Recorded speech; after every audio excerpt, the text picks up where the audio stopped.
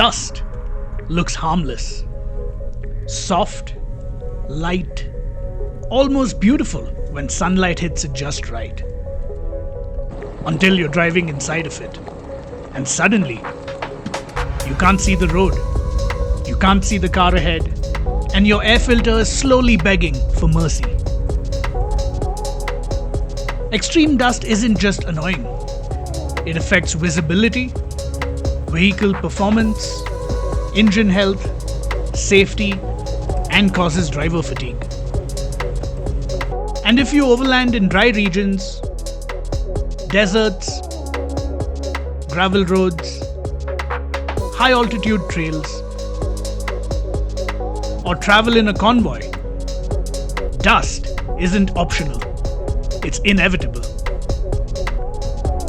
Today we're talking about how to drive safely in very dusty conditions, how to protect yourself, how to protect your vehicle, and how to make sure dust doesn't quietly ruin your entire trip. Because dust might not look dangerous, but it absolutely can be.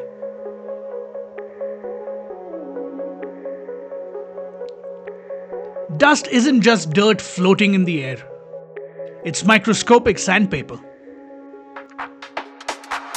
Every particle is slowly grinding your engine, your filters, your cooling system, your electronics, and even your lungs. In places like the Tatacoa Desert or dry Andean trails during summer, dust can reduce visibility to near zero. And that creates one very big problem. You're driving blind in terrain that already demands full attention. Dust also creates hidden, long-term damage. But the worst part? You often don't notice until something fails days later. So dusty driving isn't just about surviving the trail. It's about protecting your vehicle for the journey back home.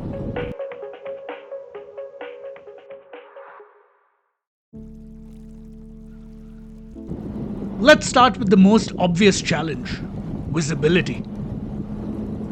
When dust builds up, it can turn daylight into fog. And the instinct most drivers have is speed up and get through it faster, which is exactly the wrong thing to do.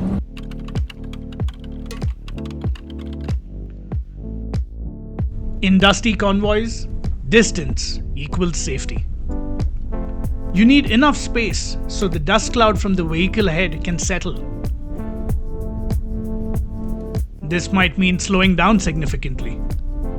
Yes, it feels frustrating, but it gives you time to react to sudden stops, rocks, ruts, washouts, animals crossing the roads, and other vehicles.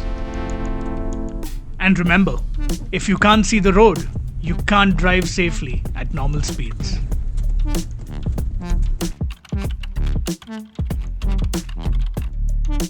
Dust scatters light in strange ways.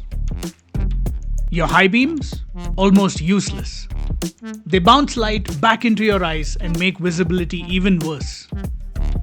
Instead, use low beams, use your fog lights if you have them, and turn on your headlights if you're driving in a convoy.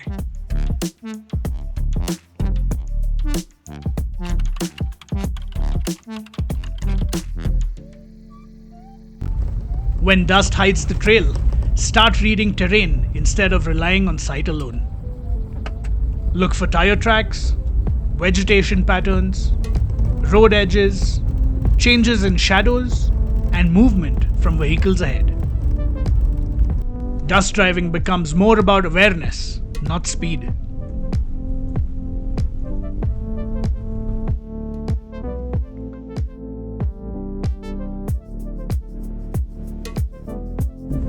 Dust becomes especially challenging when traveling with multiple vehicles. And honestly, most convoy accidents happen because of poor communication and impatience. Dust limits visual contact, so your radios become critical. You should be able to communicate. Obstacles ahead, changes in speed, turns in the trail, stops, or recovery situations. Without communication, convoy driving becomes guesswork, and guesswork gets very expensive.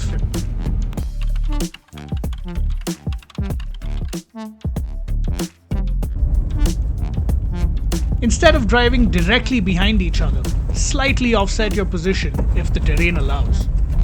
This sometimes gives better visibility past the plume of dust.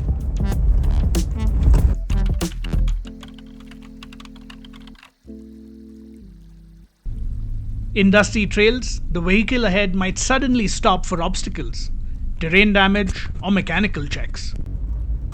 The dust hides brake lights. Distance saves bumpers, and in some cases, friendships.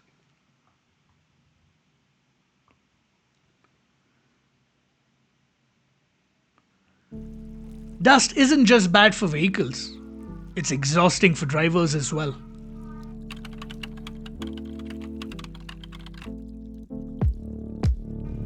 Switch your air system to internal circulation. This reduces the dust entering the cabin dramatically.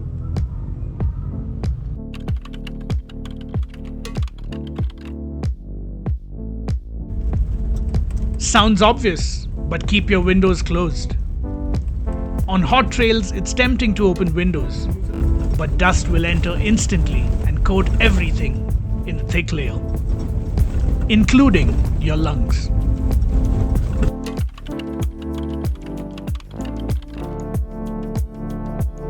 Dusty driving is mentally and physically tiring. Dehydration reduces concentration and reaction time, which is exactly what you don't want when visibility is already compromised. Hydrate more than normal.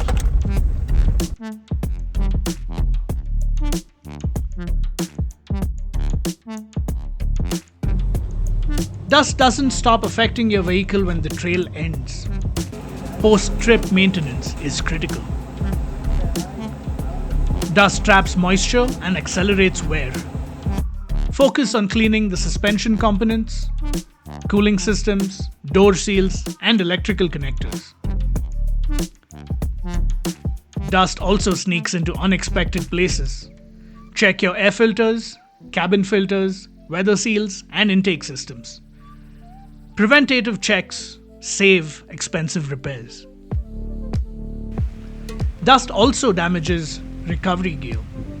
Make sure to check your straps, shackles, traction boards, and tools. Cleaning gear keeps it ready for your next emergency.